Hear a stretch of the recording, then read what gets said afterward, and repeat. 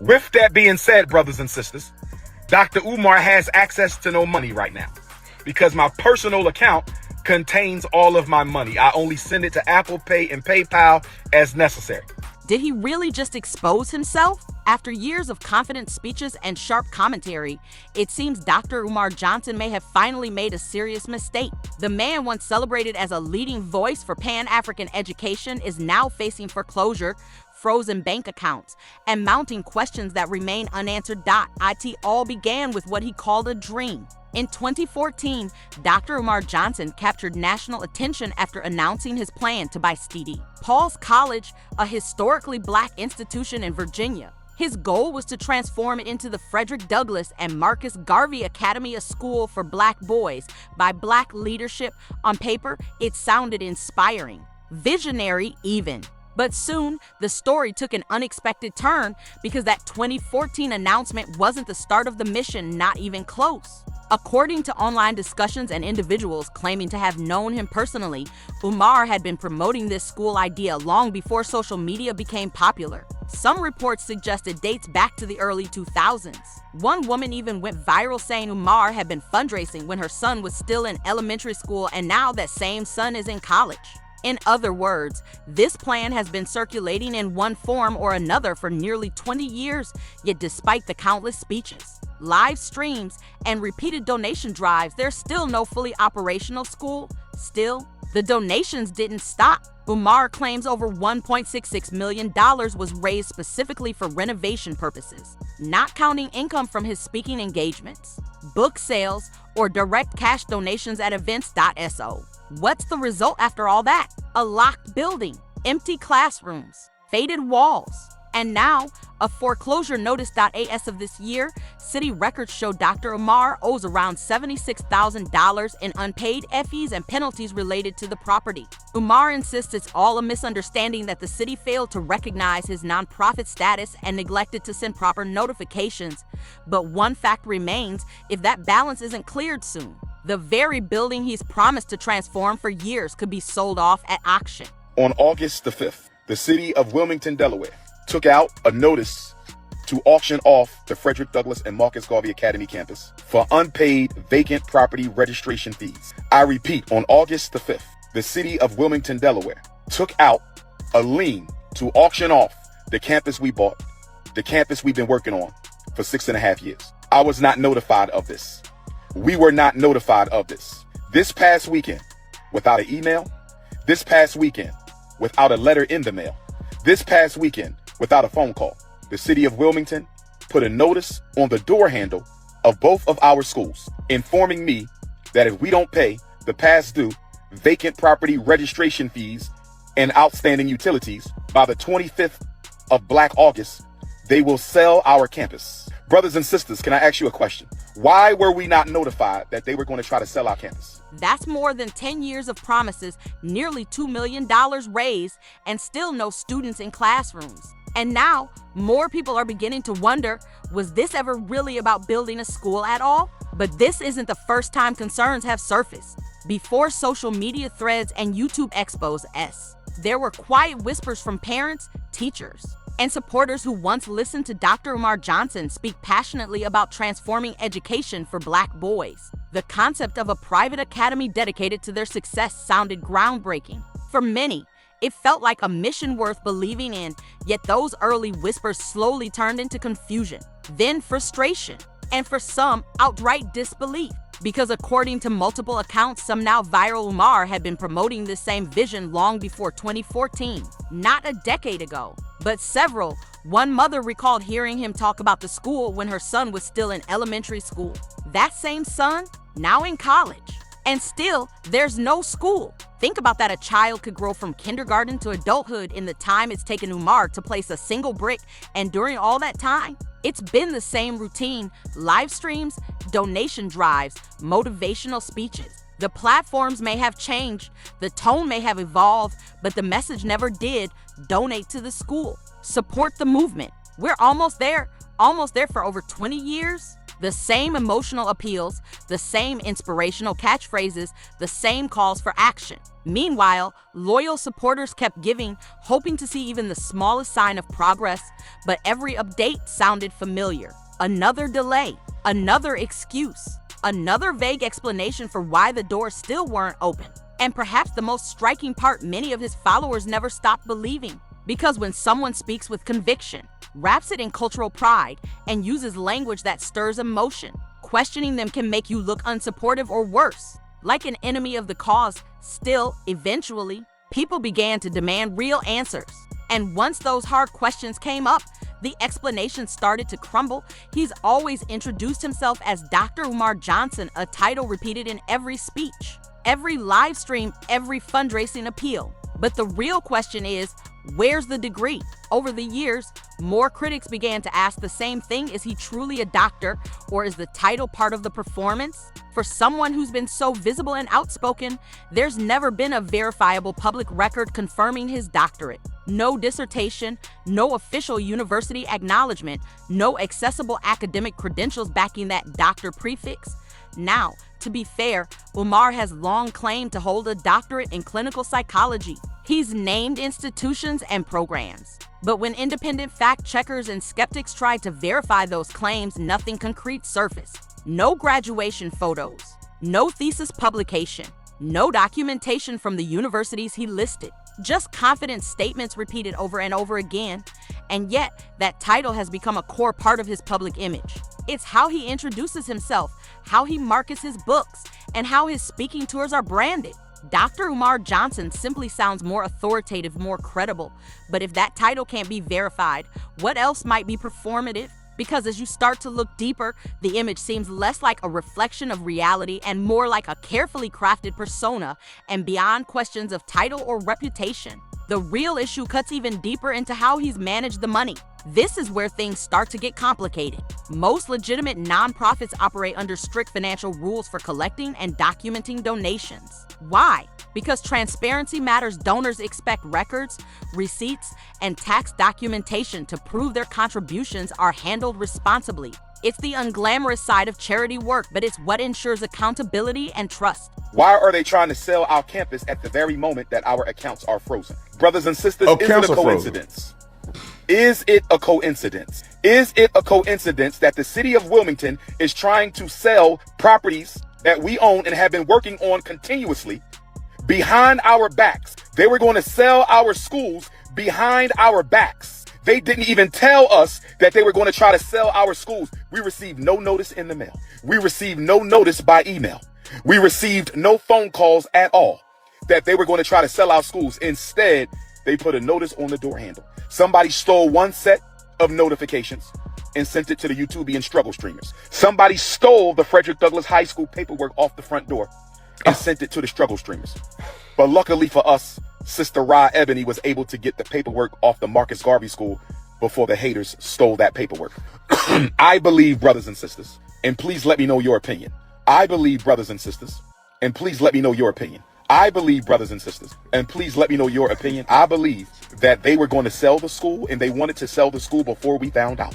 I believe that they wanted to sell the school before we found out. We were not supposed to know that they were going to sell our school. Why do I say that? We were given no notification. We received no letter in the mail. We received no email. We received no phone call that they were going to try to sell our schools. Instead, they put a notice on the door in a low-income neighborhood. They put a notice on the door with rubber band and masking tape. They put a notice on the school front door with a rubber band and masking tape. But in Umar Johnson's situation, it's been reported that most of his donations were collected through Cash App, PayPal, and even GoFundMe, not via an official school website or a verified nonprofit platform like Giveabutter or Classy. In many cases, these were direct payments, sometimes sent to personal accounts, and often with no receipt provided. Now, think about that. People are contributing to what's presented as a legitimate nonprofit, a school dedicated to empowering young Black boys, yet there's no tax documentation, no donation records, and little to no financial transparency. It's a setup that seems rather convenient, especially if one wants to avoid outside scrutiny. When money moves through platforms like Cash App or PayPal, it becomes easy to blur the line between organizational expenses and personal spending without formal audits or oversight. There's no clear way to determine how the funds were actually used, and these aren't just hypothetical concerns. Several donors have come forward questioning why, after contributing hundreds or even thousands of dollars, they've received no confirmation of where their money went.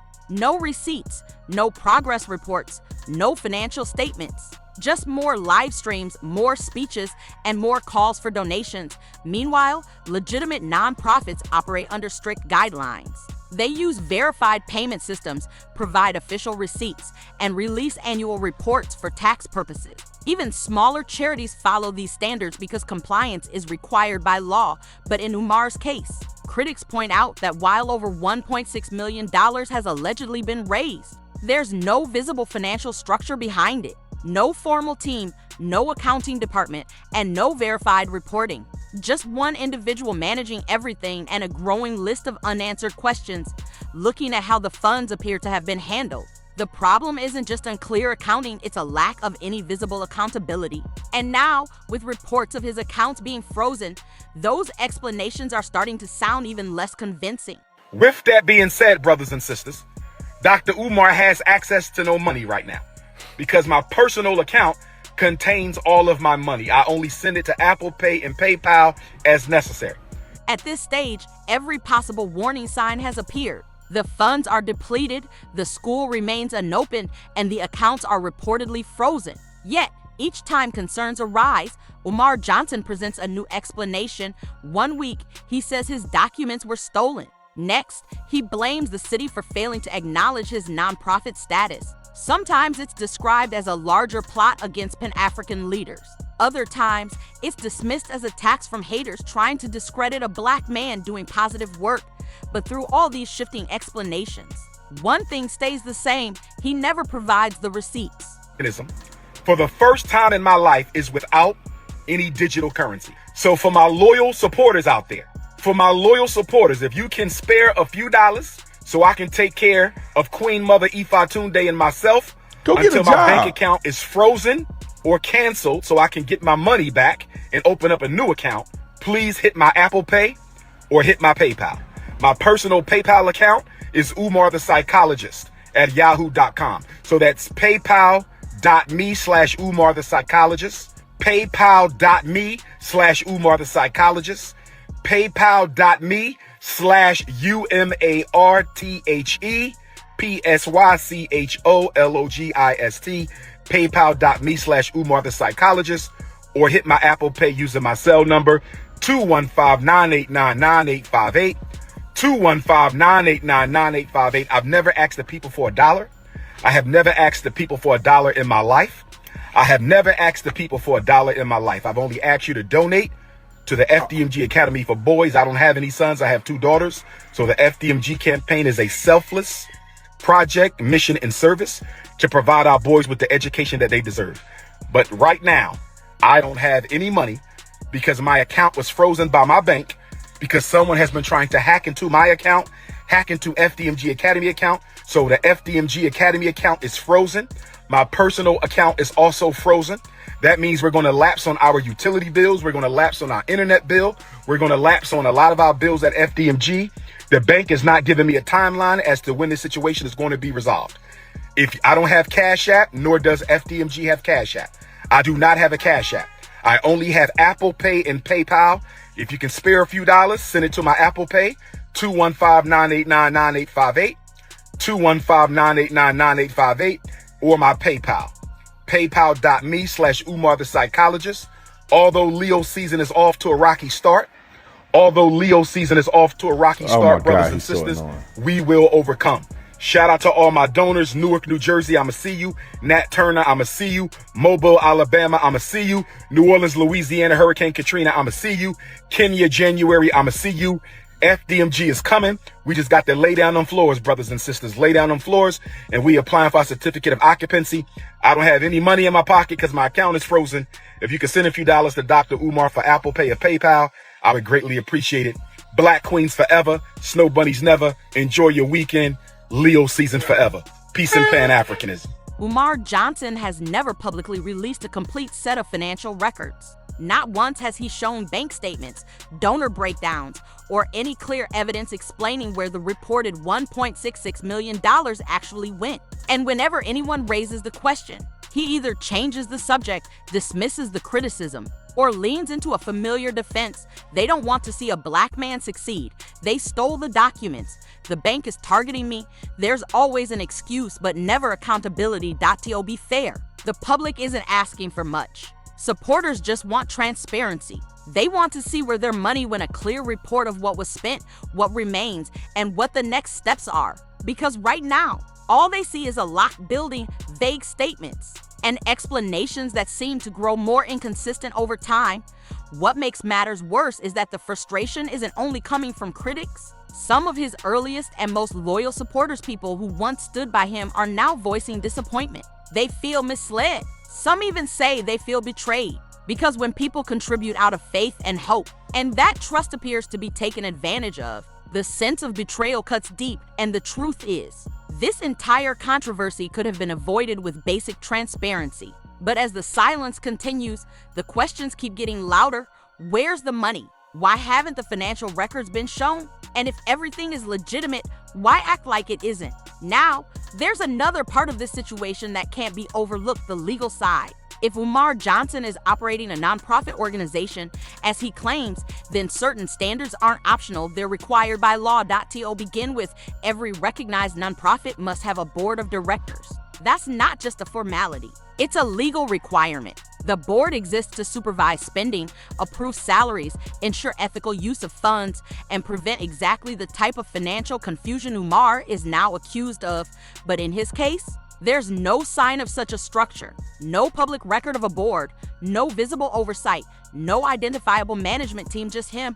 And that's a serious issue, because nonprofit funds are not personal assets. Donations, especially those totaling over $1.6 million, must be stored in a separate business account, properly tracked, and used strictly for the organization's stated mission. Umar himself has acknowledged that both his personal and business bank accounts were frozen, which strongly suggests that the financial boundaries between the two were blurred, if not completely erased, and that raises serious concerns.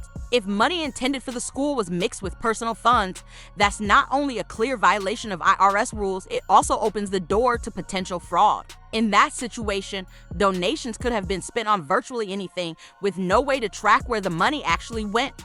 This isn't just questionable, it's unlawful. And this discussion isn't about targeting Umar personally. It's about accountability. Because when you ask the public to give, especially under the mission of educating and uplifting young black boys, you owe them more than powerful speeches and motivational posts. You owe them transparency. You owe them proof. And right now, none exists. So what happens next? That's the question every donor is asking, whether this turns out to be outright fraud or simply a failed project. The result is the same. Dr. Umar Johnson's long-promised academy has become a disappointment for the very people who believed in his vision. After more than a decade, $1.6 million in donations, and endless live stream assurances, what remains is a shuttered building and a growing list of unanswered questions. And the larger concern is this: how many other so-called community leaders are out there doing the same thing, saying all the right words in public, but behind the scenes making all the wrong moves?